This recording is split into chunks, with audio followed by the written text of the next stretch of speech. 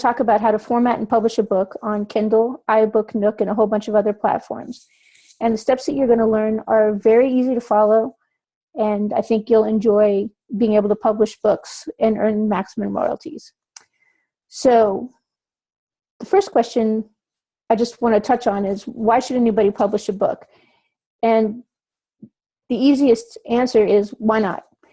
A lot of times people write a book because they've gone through some sort of profound experience, or something has happened to them and they want to tell other people about it. Some of the most important books have been written because of that. And it's not, I've had the privilege of working with a number of people to create memoirs, which profoundly changed me in reading them. And I think that they've also, the person writing them was certainly affected, and their family has certainly been affected. And some of the books have gone on to do pretty well. So I think there's kind of no reason not to publish a book if you want to write one. It's not difficult, doesn't take long to publish one, and you can earn 30% to 85% royalties on every single copy that's sold. So that's one good reason to write a book. Writers and screenwriters earn higher royalties when they self-publish than when they publish a book via working with a publisher. So it makes sense for them to learn how to publish their own work, because they're in the writing business for the long haul. And in the long run, it makes sense for them to ensure that every piece of intellectual property they develop is profitably distributed. Filmmakers really, really, really, I think, should publish a book every single time they produce a film. Excuse the noise. The reason that they need to publish a book every single time they produce a film, the reason filmmakers should publish a book every single time they produce a film, is because they've already gathered up all of the intellectual property required to produce a movie, which means a lot of times that they've secured the script, and they've got an art designer, a costume designer, they've just tremendous quantities of resources have been brought together. If they're a documentary filmmaker, they've arranged to bring together a whole bunch of important speakers talking about a particular topic. So you've gathered all of this content. You might as well go ahead and turn it into a book, because a lot of times you'll earn more on every book sale than you will on every single film sale. So there's no reason for you not to produce there's no reason at all for you not to produce the book. The other thing is that promoting the book promotes the movie, and the movie will promote the book. So there's 100 good reasons why filmmakers should produce books. Now, if you're an entrepreneur, or especially if you're an expert in a particular field, the reason that you want to produce a book and promote it is that once you start promoting the book, you will, as a byproduct, be promoting yourself. If you're a lawyer that has written a book on a topic like intellectual property rights, or how musicians can protect themselves against people who steal their music, then you will, as a byproduct of marketing that book, you'll actually end up coming into contact with people who need your services. So there's just no reason at all not to produce books if you're an expert. And entrepreneurs who are creating anything that's media related should probably produce a book. And if they're very successful over time, most entrepreneurs at some point do end up publishing a book. You know, it's a good reason. It's a good way for them to talk about what they've learned as a businessman. So let's go ahead and get started on the business of actually publishing a book. The first step is that you want to write and professionally edit the book. So you're going to write your book almost certainly in Microsoft Word. You can write it in other things, but 99.95% of us are going to be writing it in Microsoft Word. So that's what this lecture covers. The publishing tools that I'm going to show you, the publishing sites like KDP, which is Kindle's publishing platform, and Smashwords, both import Microsoft Word files. So that's probably what you're going to use to write your book. Now, you're going to write your book, and you're going to get it professionally edited. And this is a really important step. The most common complaint and the most common reason why books do badly is because they are very poorly edited. That means that you don't want to just give it to a family member or just give it to a friend to read. You want to actually pay a professional editor to do an editing pass on it. And you want them specifically to do a Chicago Manual of Style edit. It's a very specific thing. It costs more than, you'll be surprised at how much it costs. It's more expensive to edit a book than you're going to, most people expect. It usually is several $100s. If your book's in really bad shape, it could be thousands of dollars. But there's almost no reason to release a book that's just going to get people to say bad things about it. It's only going to earn you bad reviews. So you might as well go ahead and do the editing pass in order to ensure that you've got a good product. Do not do any editing at all of the book until it's do not do any formatting of the book until it's fully edited. There's just absolutely no point. There's no reason to waste the time making text look nice that an editor is going to tear apart and that you're going to be editing. So it's only when the book is fully edited that you're going to start the formatting process. Now, the next thing you're going to do is you're going to clean up the text. And I want to be really clear about what that means. So I'm going to toggle over now to the editing, to Microsoft Word. And I'm going to, for lack of a better occupation, I'm using a book that I wrote a while back. And I want to show you what the book looks like when it's not formatted. A lot of times I'll work in a really large font because I like to be able to see it easily. And I literally will just type the book out without any formatting whatsoever. I don't try to make it look pretty. And I make sure that one of the most important things I do is I make sure that I don't put 2 returns or more returns between paragraphs. That's a very common thing that we were all taught in high school, is at the end of each paragraph, you press return twice. Don't do that. You really want to have each paragraph be separated just by a single return. Because if you don't do that, what ends up happening is some of the editing tools like Smashwords will reject the manuscript if there's like 4 or more of those returns in any one place. The other thing that will happen is the formatting, when you look at it on Kindle or on your iPhone, will look funky. It won't be even. So you want to handle all of the spacing using other tools, not using multiple returns as a rule. Now, the way that you're going to handle all formatting is using what's called style sheets. They're called style sheets or styles. So I'm going to show you how to create a style. It takes just a second to learn how to do it. And once you've learned how to do it, you'll be able to do it anytime you want. Once again, you're only ever going to do this after you have done all of the editing. So I'm just going to go down to sort of the most normal part of my text, which is this part right here. First thing is I'm going to get rid of that extra space because I don't want to have that there. And then I'm going to select the paragraph that I want to create a style for. And really, I can just click any point in the paragraph, but I'm going to go ahead and select it just so you know which one I'm working on. Then I'm going to click up at the top of the screen on the word format, and then I'm going to click on the word style. Now, to create a new style, I'm just going to click on the word new, and then I'm going to give the text a new style name. For example, I'm going to call this my body text. Then, you see, if I come down here where it says format, I can click on that and I can choose paragraph. And normally, most of us like to have a little first line indent at the start of each paragraph. And I found that I like to have a point two indent. And I can click on OK. And then I might want to choose the font. So if I click on format and I choose font,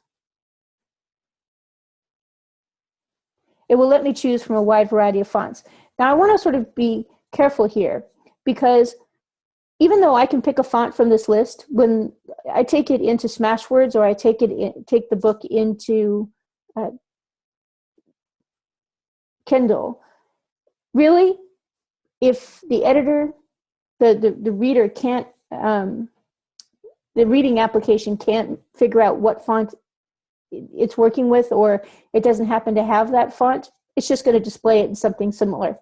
So I usually like to use something like Times New Roman, which is a pretty common font, in order to format my paragraphs. So you can choose whatever font you want, but I'm letting you know that the more exotic the font gets, the less likely it is you're going to be able to see it. So Times New Roman and, you know, Arial work real good. So you can go ahead and click OK. And you can see it's giving you a little preview here. So you know what it's going to look like. And then you can go ahead and say apply. Cool. And look, you can see that it's changed the font and it's changed the text. Now, usually what I do is I say edit, select all. And after I've created my first body font, which is sort of the font that most of the text is going to use, I just go ahead and apply it to everything just to make sure that everything has a default font attached. So in order to do that, I'm going to go ahead and say View, and then I'm going to choose Styles. And if I pull this away over here, I can choose from the list of styles. I can go find the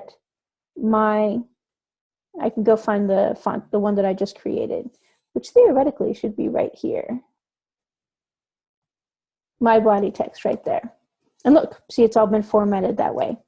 Now, interestingly, if we go back up here to the top, this right here, this text, this is sort of my front page text. You know, it's the sort of the first page that you'll see when you open the book, generally speaking. I think that I might want this text to appear as well, but I might not want this line to be indented. So I'm going to create a new style that makes it so this text is not indented. So in order to do that, I'm going to go click on View. Sorry, I'm going to go click on, I'm going to select the text that I want to change. I'm going to say Format, Style. I'm going to choose New. And you'll notice that it's going to use my body text as its starting point. And then I'm going to go ahead and call this My Body Text No Indent. And then I'm going to choose Format, and I'm going to choose Paragraph, and all I'm going to do is get rid of this indent. And then I'm going to choose OK.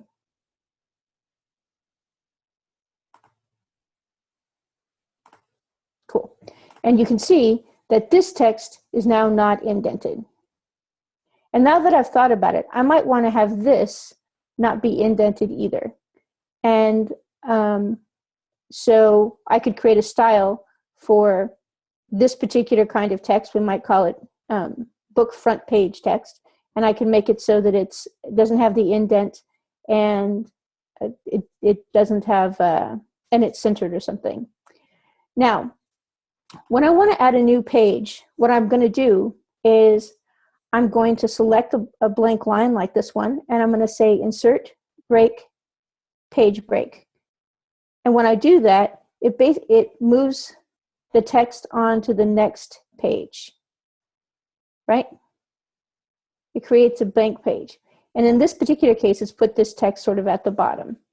Now, what I'm going to do is I'm going to take this text and I'm going to apply the style that I just created that doesn't have an indent. Once again, View, Styles, and I can say My Body Text, No Indent. Cool.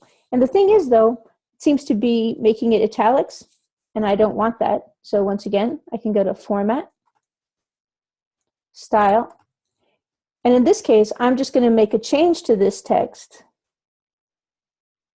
by choosing Modify. And I could say, you know, I don't want to have that italicized anymore. And I can choose OK and Apply. Cool. So as you can see, what I'm going to do is I'm going to walk through my whole book, and I'm going to literally create a style for every specific kind of text that I want. And I'm going to do it one more time for the chapter heading, just so you can see how that's going to work. So if I'm going to go ahead and say view, zoom, whole page, and that'll let us see a whole page of this thing. Now, can you see that I have at this point, I have the table of contents at the same point that on the same page that I have chapter 1. I don't want that, so I'm going to say, I'm just going to put a page break in, insert, page break.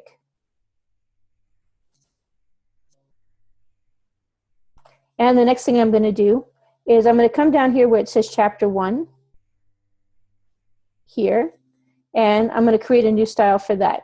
Now, your chapter headings are usually the most important style that you have to create. To create one, you just say Format, Style, and then you're going to say New, call it My Chapter Heading. And in this particular case, I'm going to go ahead and I'm going to change the font to something that's more attractive, Calibre, which is sort of like reminds me significantly of Arial. And then either that or maybe Arial's better. Hold on one sec.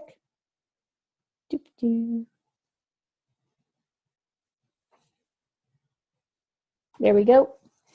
Then we're going to go ahead and I'm going to make the font 14. And I am going to further modify it by making it centered. And then I'm going to get rid of the indent, so it's actually centered on the line. So I'm going to modify the paragraph. Actually, do I need to make that change? No. It is centered. No, I do have to modify the paragraph because I have to move the indent. See, there's an indent there. And we're going to say, okay, cool. So if we take a look at this, and I say apply, you'll actually see, oops, I need to go Format, Insert, Styles. Hello, my little friend.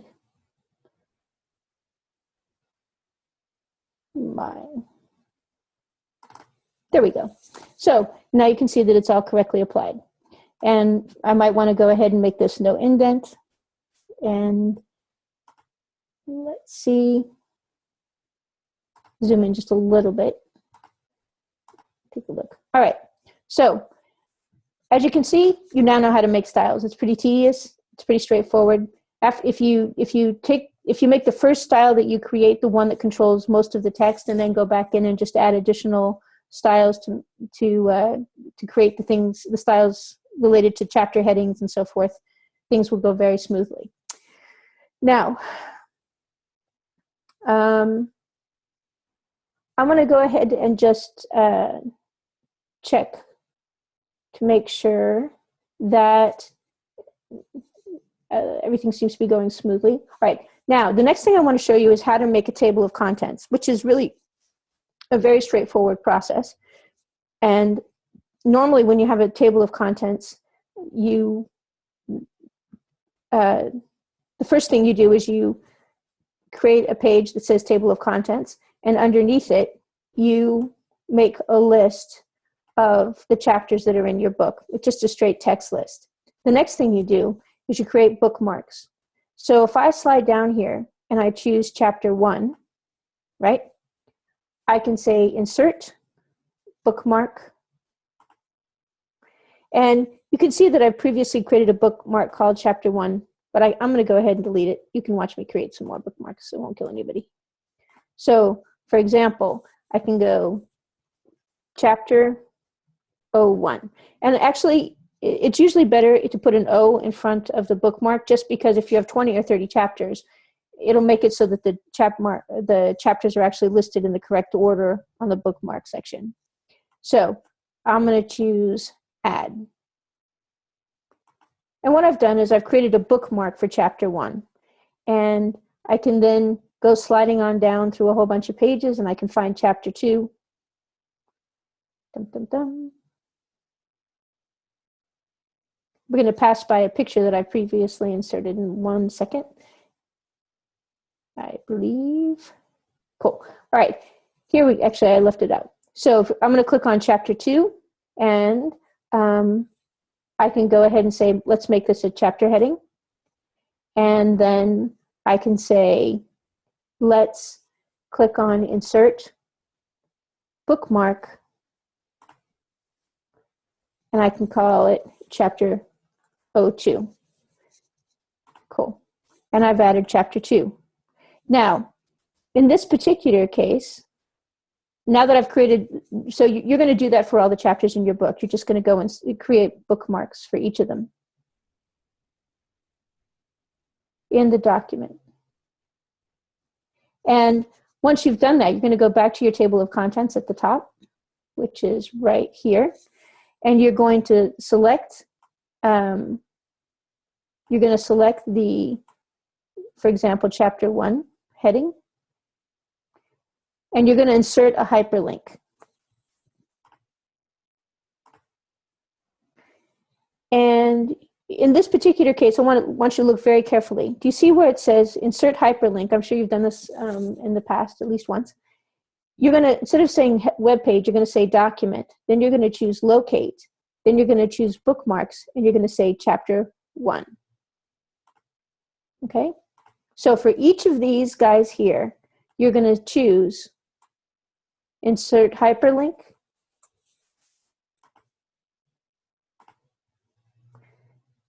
and you're going to say locate, you're going to say bookmark, and you're going to select the chapter bookmark you created previously. Cool. And once you've gone ahead and created these hyperlinks, when you save the Word document file, you'll find that when you import it into Smashwords.com or into Kindle's page, which is kdp.amazon.com, you'll find that it will automatically generate the table of contents. Now, hold on 1 second. I'm going to go ahead and just quickly review.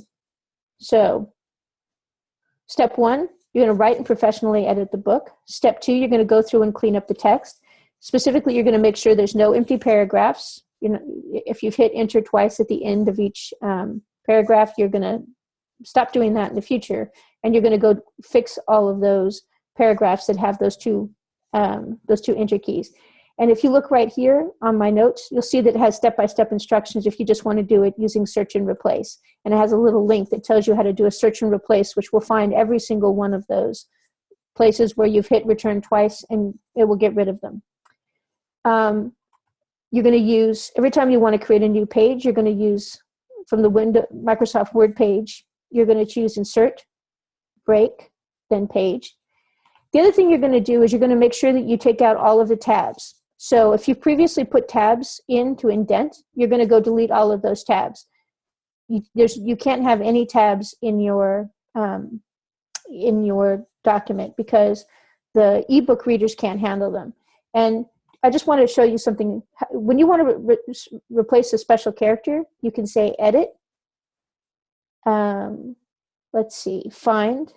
And there's this thing called advanced find and replace. And if you take a look at this, you can actually see that there's an option that says find, let's see, what's it called? Special, you can tell it to find characters or find tabs. And I can tell it to find all. Or I can tell it to replace all. And if I say replace all, it'll actually get rid of all of them. It'll replace it with nothing, right? So I don't think I have any in this document.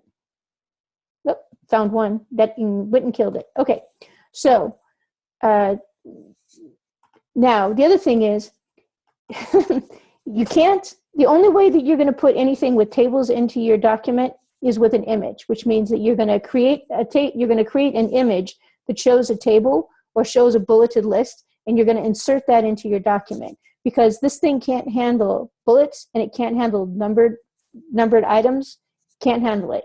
You're going to make sure that you, when you read the Amazon literature, a lot of times it will say, make your images 800 by 600. I think later on I do give more specific advice. That's kind of the minimum you can ever really put an image in and have it look good. But really, you probably want to make it closer to, I think it's 900 by 11. Basically you want to make sure that your images are large enough that they will display well in the new tablet-sized ebook readers.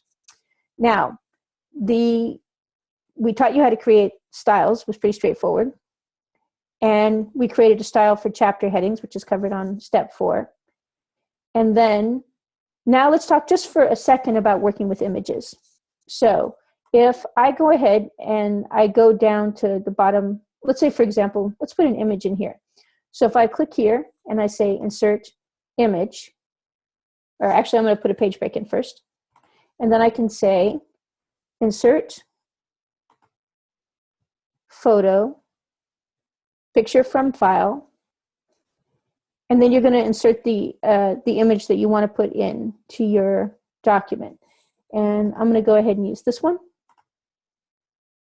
right? And I should mention, since we're talking about images, when you publish a book, when you put images into it, you're really kind of taking responsibility for those images being legally yours, or that you've purchased them from someone, or purchased a royalty-free license to use them. And I mentioned in passing that it's not the case that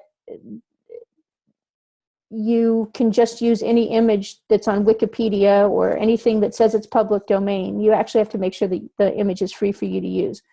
So, for example, I got this particular image from pond5.com, and whenever you choose to use an image, you want to make sure that you've read the terms and rules and conditions that represent your license to use them. For example, in Pond5, you can, if you want to create a print book, your license, and you want to use an image for the cover, it's 11. You have a limitation of 1,000 uses in print, or you have to buy the license again. So if you're going to if you're going to get 10,000 copies made, or you want to make it so you can get 10,000 copies of your book printed with this particular cover, then you're going to go ahead and buy that license 10 times. Well, that's okay, because a lot of times it only costs $5. So it's not a big thing to have to pay for it, 10 times. But you just need to read the licensing agreement for the images that you buy. When you do insert an image, I like to make sure that I put an enter above, or a return above, and a return below.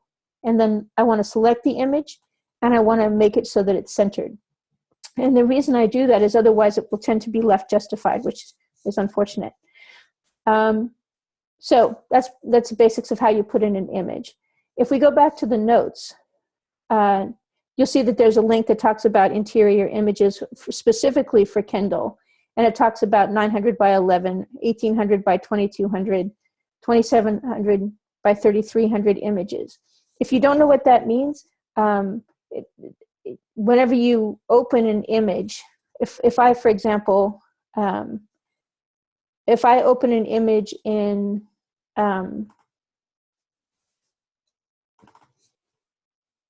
if I open an image and I click on Tools, Adjust Size, do you see how I have it set to pixels here? That's telling me how many pixels it is.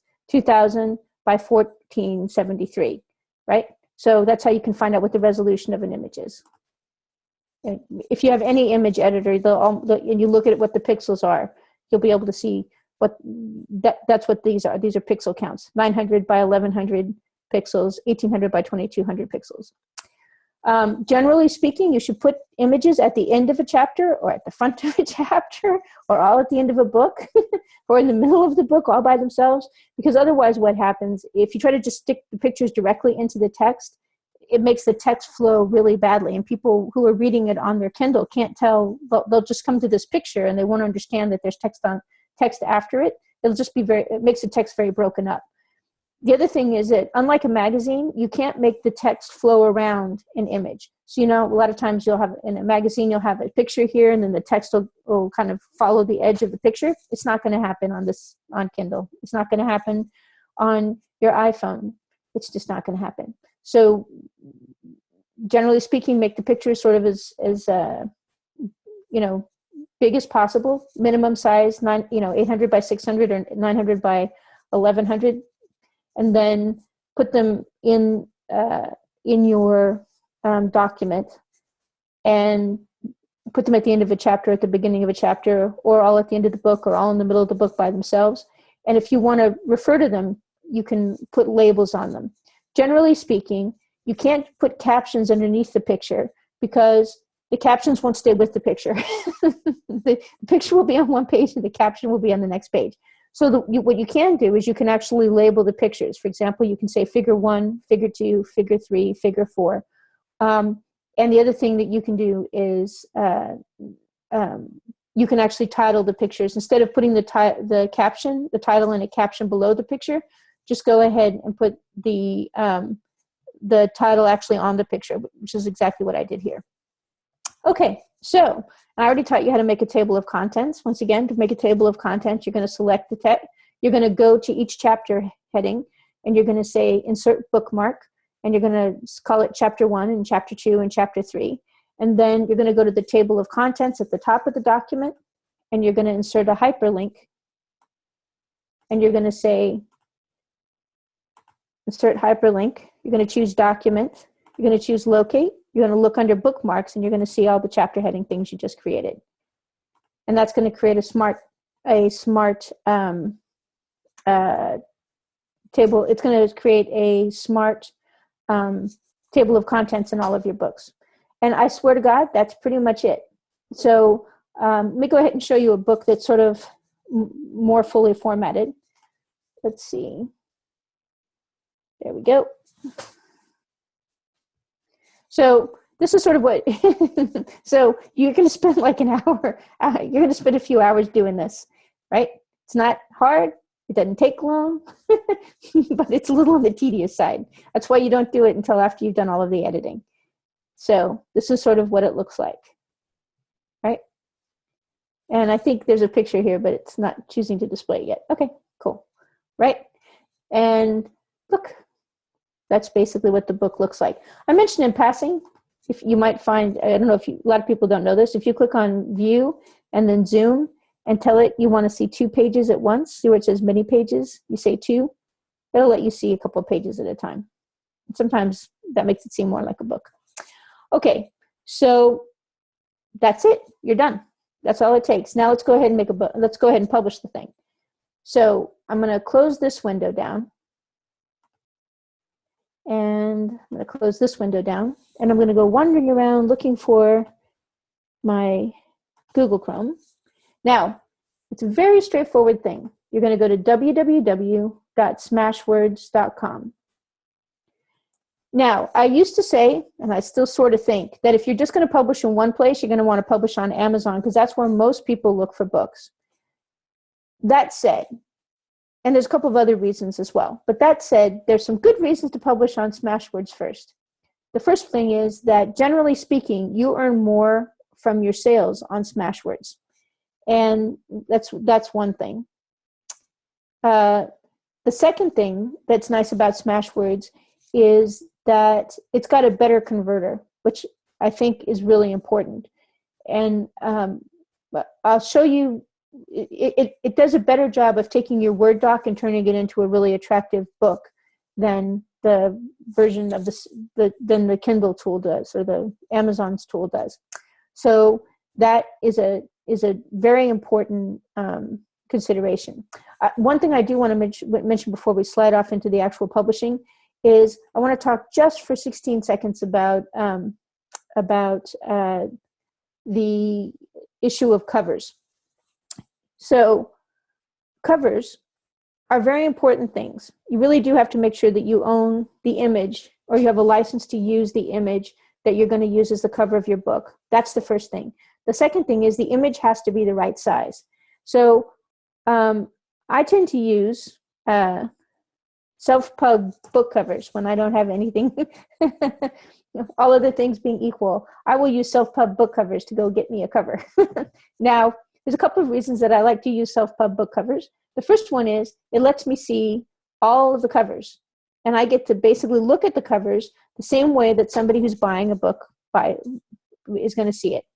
Second thing is it automatically makes them the right size. And third thing is that they're automatically licensed. For me, the license that you buy on self-pub book covers, you can use to create the cover that you put on Smashwords and the one that you put on Amazon, and you can use it in advertisements, and you can use it as a print book cover because they give you a high res and a low res one. So if I take a look at to get one of these covers, you literally just create an account, like you see where it says author's login, and then you can literally just say customize me now. I don't know why this one costs $88. And then you literally just start making yourself a pretty looking cover. This is kind of an ugly thing, but there it is. Wait. And, you can make them, you can spend a lot of time making them nice. They've got different fonts and so forth. Anyway, the only reason it matters is that you can actually buy the covers and they'll be the right size. So, for example, so that's one place to get it. There's another one you can buy a cover, which people like better, which is a lot of people like better, which is called 99 Designs. And if you get your cover at 99 Designs, what happens is it's basically, oddly, you basically create like this crazy little competition. You describe the cover that you want, and 99 artists, or something like that, go ahead and send you their version of the cover, and then you get to pick the one that you want. And whereas you instead of spending $100 for the cover, you're going to spend $299 or $499 or whatever. But you get a lot of designs, and you may think that you may like this as an option better. A lot of people like the fact that they get a whole bunch of designs to choose from, and it's a lot more intelligent.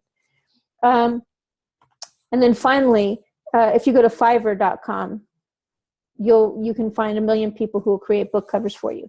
So you sort of have to go with the kind of cover that you want. The most important thing is that you want to have all rights to that cover, the freedom to use that cover for your print and your ebook cover. So let me go ahead and say book cover real quick. Right. So I think the one thing that makes me nervous about Fiverr is the fact that I'm not sure where they're getting their images. And they could do something really nasty, like give me a cover that's not legal, and then I wouldn't know. And it's just some guy on Fiverr's not responsible. It's just the guy who sold it to me that's responsible. And I just don't want to get in trouble with folks. On the other hand, it's a lot cheaper. So you can sort of figure out which is the best solution for you. Now, if we back up just a minute, you'll see I talk a little bit about book covers. The one, you need a 3125 by 4167 pixel image for your print cover, and then you need a 1500 by 2000 ebook cover. That's the resolution for an ebook cover. And then if you actually click on these links, it'll show you examples of the licensing agreement, which you can take a look at, just as long as you realize that you're licensing the cover to put on your book. It's not a big deal, but you just need to know, so you don't go around stealing.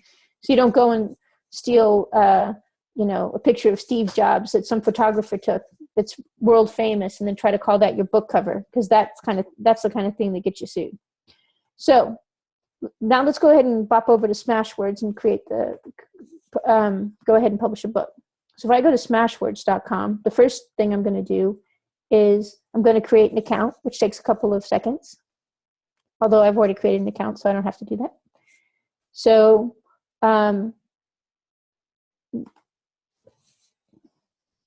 what you would do is you would click on publish, and it would actually say, well, first you have to go create an account. But I've already created an account. So when I click on publish, it takes me here.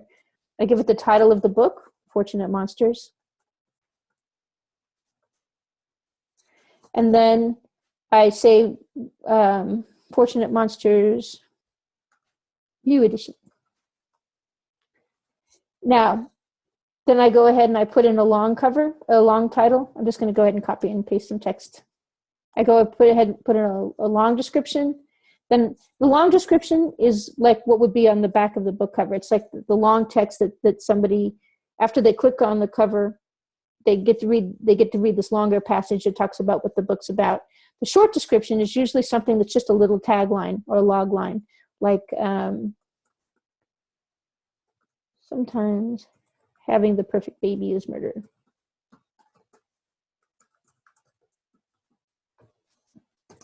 So you want to specify that the book is English, that's fine.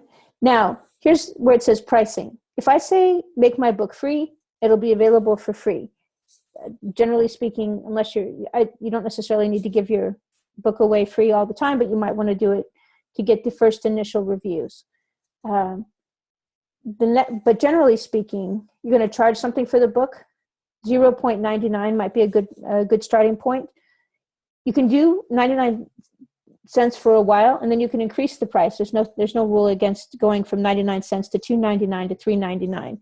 If you're writing a technical book or you're an expert, you can charge $9.99, $15.99, $29.99. Medical books, a lot of times they'll sell for like, $20, $30, $40. So you want to make sure that the price of your book is in line with the kind of books, the quality of the book, and the kind of books that you're publishing. So if you have a really tiny short book, you probably aren't going to be able to charge the same amount as longer books do. But if your book is competing with, if you've got a 300-page book and the other 300-page books that are about intellectual property rights are selling for $15, then you're going to sell yours for $15. Because you don't want to be, if your price is too low, people will think, well, it must not be a very good book, because why is the price so low? So you can also enable sampling, which lets people get a copy of the book that they can experiment with, which I think is very handy. It lets them do it, like basically read a preview. You're also going to specify what categories the book falls into. Now, what's important about this is if you misfile your book, nobody's ever going to find it. But if you file it with stuff that it's exactly like, sometimes that makes it hard for it to be found as well. So generally speaking, you do better when you pick, if something is science fiction, for example, you may want to pick sort of the most interesting science fiction option, like apocalyptic or cyberpunk or hard sci-fi might do significantly better than like short stories. Or my only point is that you have to sort of take into account the fact that if there's a million competitors that are all in the same exact category as you, it makes it harder for you to compete or to be seen. And let's go ahead and take a look. So I'm going to go ahead and stick this thing in cyberpunk, sort of. And then I can go ahead and throw it in, for example, themes and motif. Let's do medical. Don't even ask me. All right, I have no idea what that is. Now, adult content. This is an important question because if you mess up on the adult content issue, it can make it so your book gets pulled. Generally speaking, if you know the difference, if there's any kind of explicit images, then it's adult. If you have something that's a romance versus something that's erotica is entirely adult. Like 50 Shades of Grey would be erotica, but oddly enough, Lolita is literature, so and thus not adult. So these definitions are a little fuzzy. But if there's pictures and they're any kind of explicit, it's definitely adult, and you want to make sure that you tag it correctly. Now, keywords. These tags are actual keywords that people can search for. So, for example, I might have like genetic engineering. So anybody that comes onto this website or looks the book up on Subsidiary sites like I think iBook and Kobo and Nook and all those other things, they can use these keywords to identify my book. It's basically tagging the book with these keywords. Okay, so if you go and you're the kind of person that would type, well, I want a medical mystery, my book might be one of the few that comes up because it's tagged for medical mystery. Ebook formats. EPUB is what iBooks, Nook, and a lot of ebook vendors sell. Kindle, the Mobi thing, is only for is only for the Kindle, the Amazon Kindle book. I mentioned in passing that 85% of all ebooks sold are sold on Kindle. So Amazon sells the largest number of books. So there's no reason not to create the Mobi format. I usually don't create PDF files because I don't like the idea of my book sort of wandering around in a PDF file that anybody can email to anybody else. I'm paranoid, but there it is. I also don't usually do the plain text version, often because I have pictures in my book and I don't want them. I want you to see the pictures. That's why I put them in. Online Reader is the reader inside Smashwords. Choose the cover image. You basically just choose the cover image that that you purchased. And then you're going to select the file to publish. And in this particular case, I could select this Smashwords 3, which is basically a book formatted the way that we just described. Cool. And then I would go ahead and choose yes to say that I own all the rights, and I could choose publish immediately. And what would happen is it sucks the Word doc in, and it reviews the file, and it looks for anything awkward. And if there's an error, it'll actually send you a message telling you exactly what the error is. Like it'll specifically say, well, there's too many, you had too many enters in one place, or your returns in one place, or you use the word Amazon. It doesn't like it when you tell people like you have a link to Amazon in a book that's being sold through here, because Smashwords sells through iBooks, and Amazon and Apple are fierce competitors in the ebook industry. So it'll tell you what the error messages are. Then what happens is, usually what happens is you get a message saying everything went fine. And when you go to your dashboard, which it tells you to do, you'll see that it's listed your book.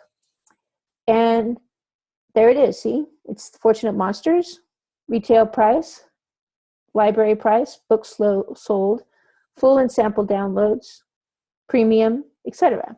Now, if I come over here and I click on the book, let me show you something cool about Smashwords. So this is sort of what customers see up here on top.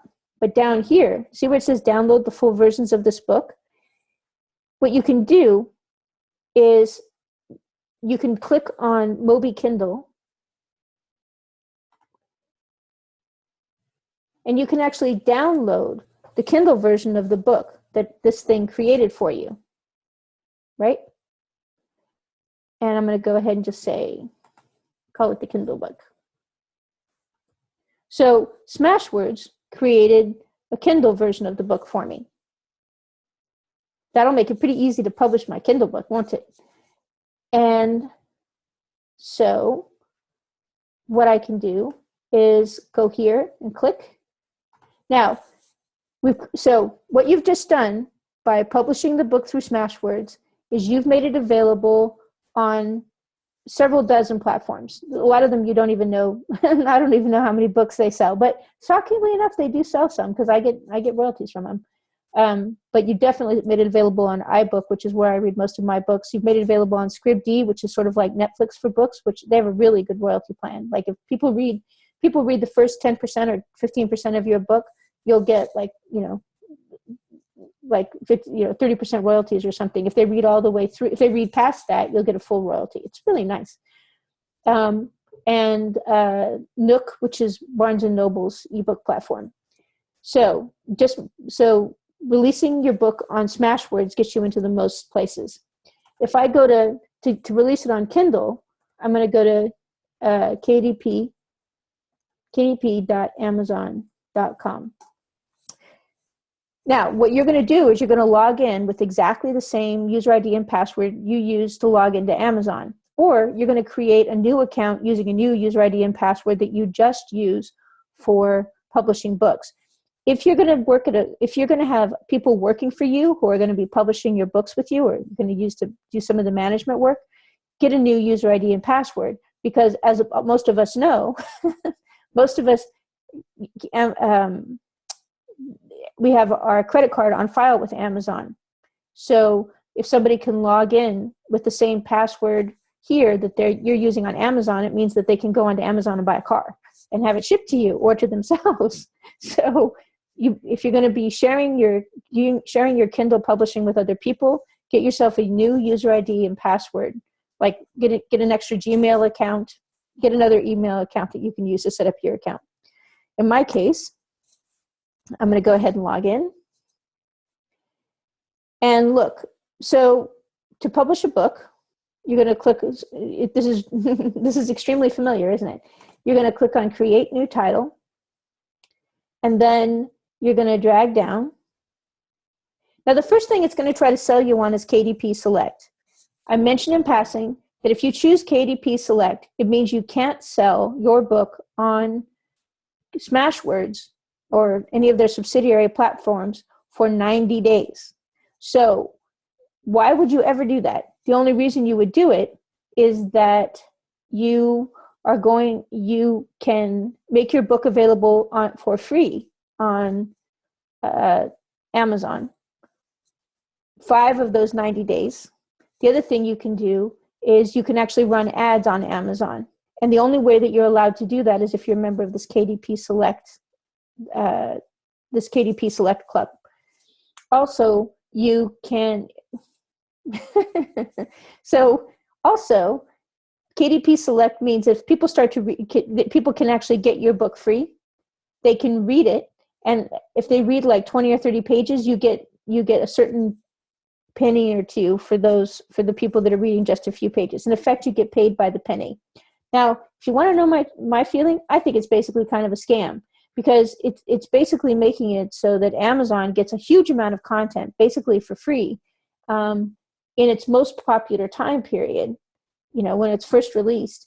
And they don't really do that much to spike your sales. They don't do a lot of promotion for you, and you're competing with a million other books that are also free. So I'm not a huge fan of KDP Select. I think it may be a necessary evil if you want to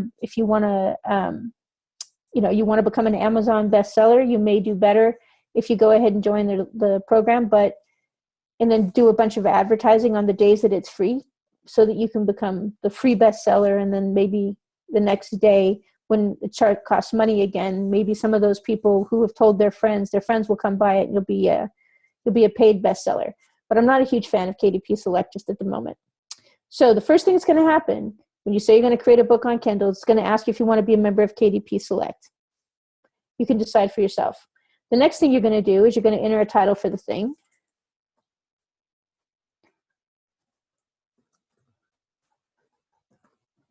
You can go ahead and have a subtitle if you want to.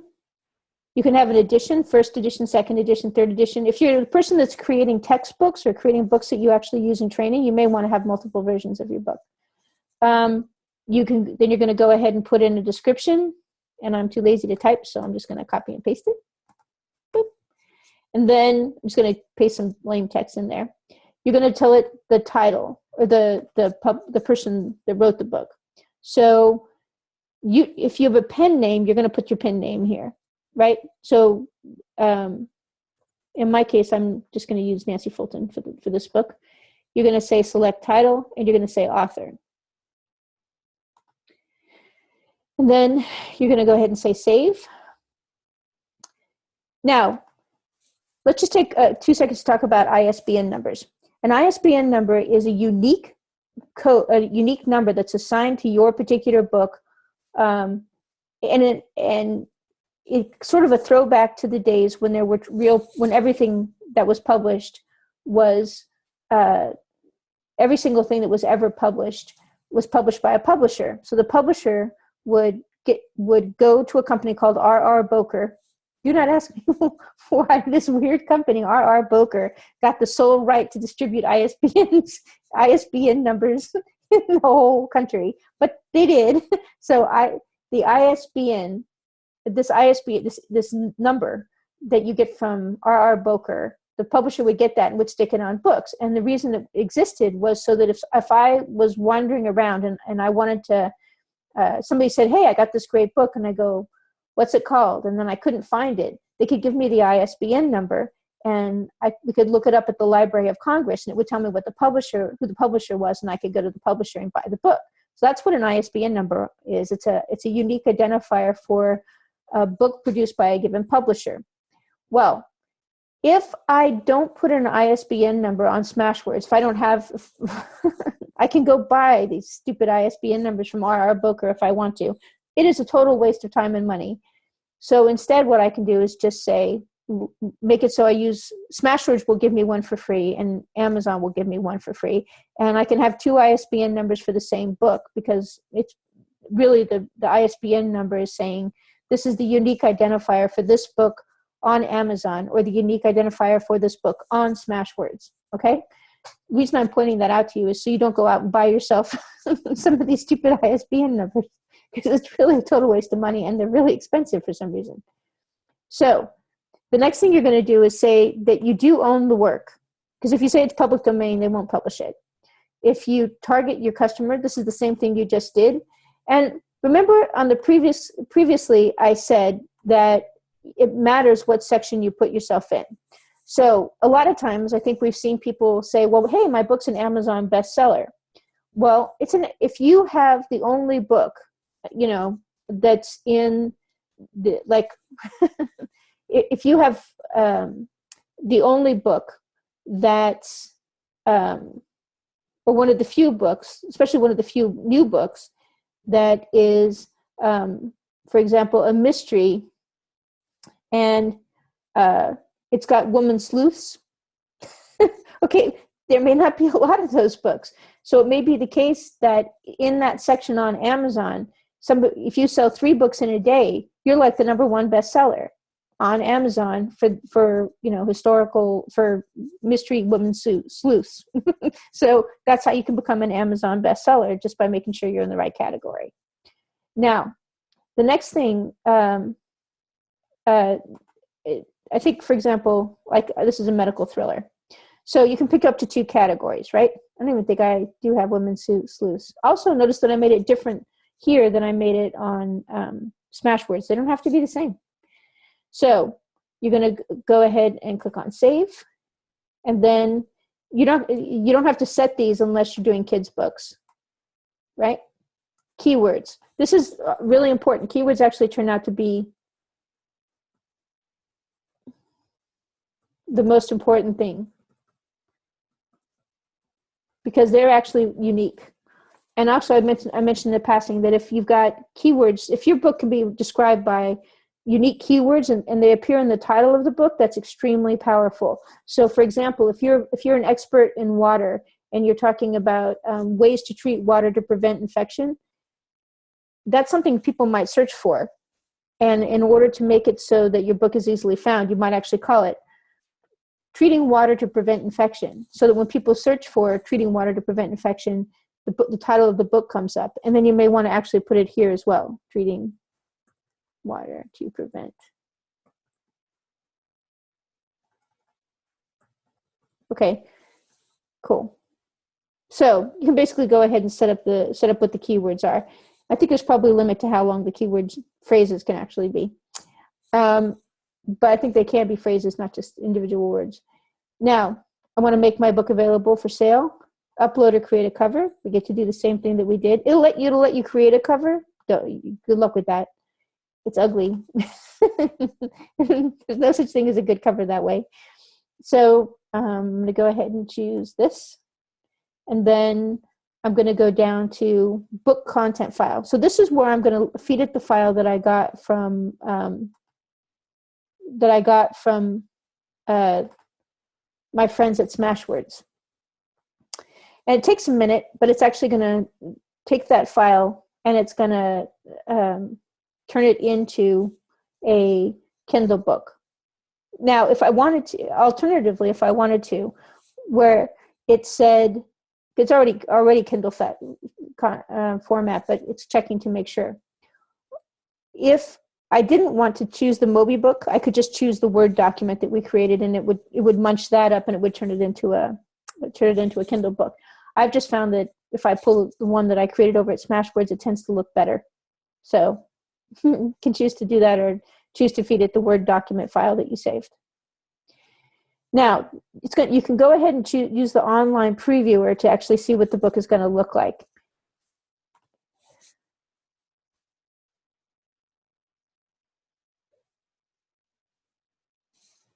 Okay, now this thing, first of all, let's just take a moment to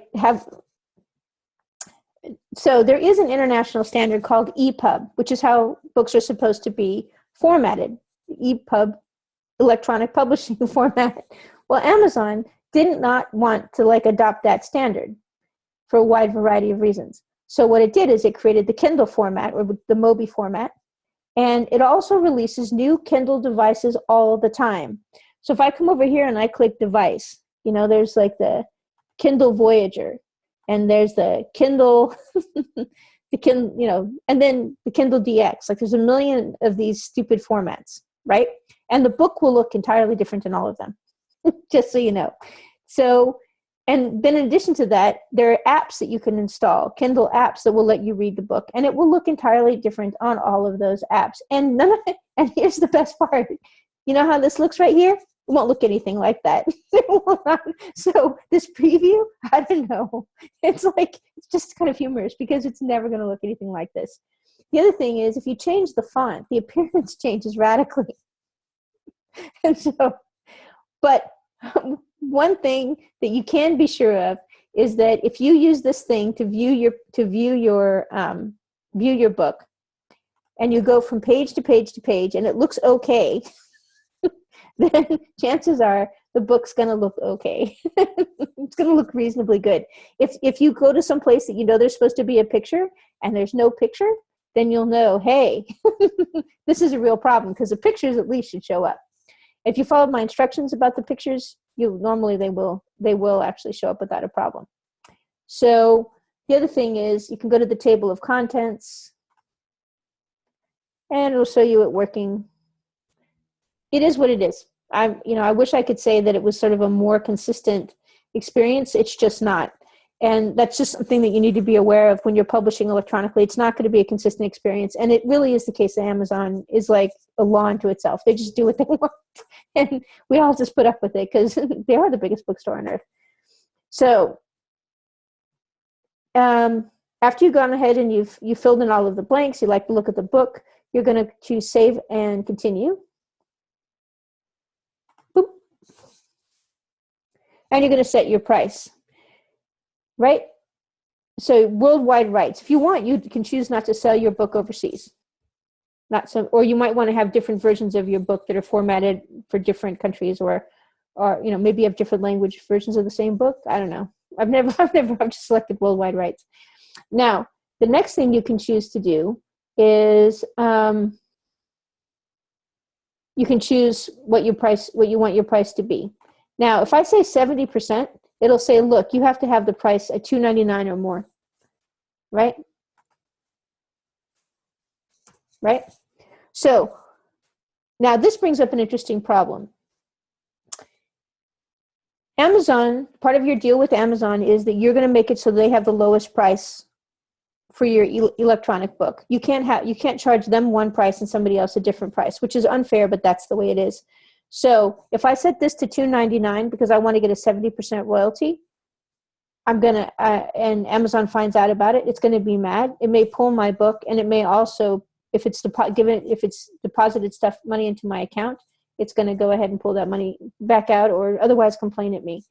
So I usually will go ahead and set it, when I'm first launching a book, I'll set it at 35%, and I'll set the price to 0.99, because I'm basically, in effect, you're sort of giving the book away for free. You can't make it free unless you put it in Kindle Select, and even then you can only do it for 5 days. But you can make it 99 cents, and who can't afford $1?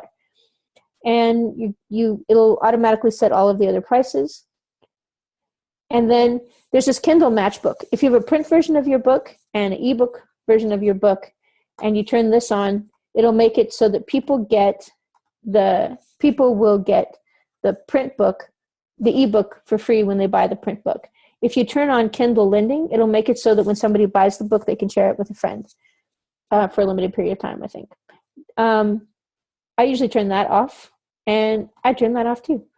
I've just never had people like it, so I don't know why. I think this is a good feature if you're producing a technical book, because I think a lot of people do want an e-version of a technical book, and then they also want a print version. So I can click that, and if I say save and publish, it'll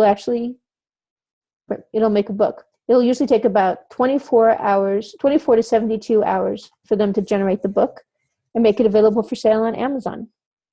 And so it really takes almost no time. I usually tell people that they should do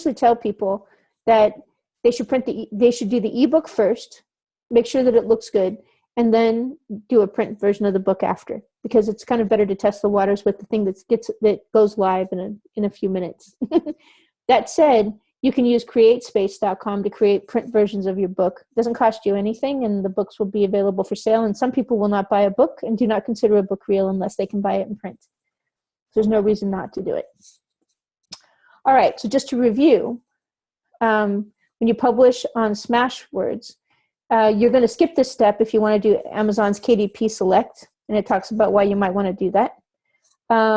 If you're feeling nice to Smashwords, you can put this on your copyright page, published via smashwords.com. Smashwords says you should do that, so if there's a complaint about the book or there's any problem with the book, the publisher knows how to get back to you. I think that's kind of a lame reason to do it, but if you're going to do that Moby trick I taught you, don't put this published via Smashwords in, and don't put anything. If you want to publish something on Smashwords, don't put anything about Amazon anywhere on the thing, because they won't accept the book, because they'll say, you're promoting another sales platform, and we don't want you to do that. So this basically tells you how to do the publishing. It's very straightforward. If there's any kind of problem, they'll tell you what the problem is, and they have a style guide you can go read through that tells you how to do all the stuff I just told you how to do. In gruesome detail. The next thing is you're going to publish on Amazon Kindle. It works exactly the same way as publishing on Smashwords.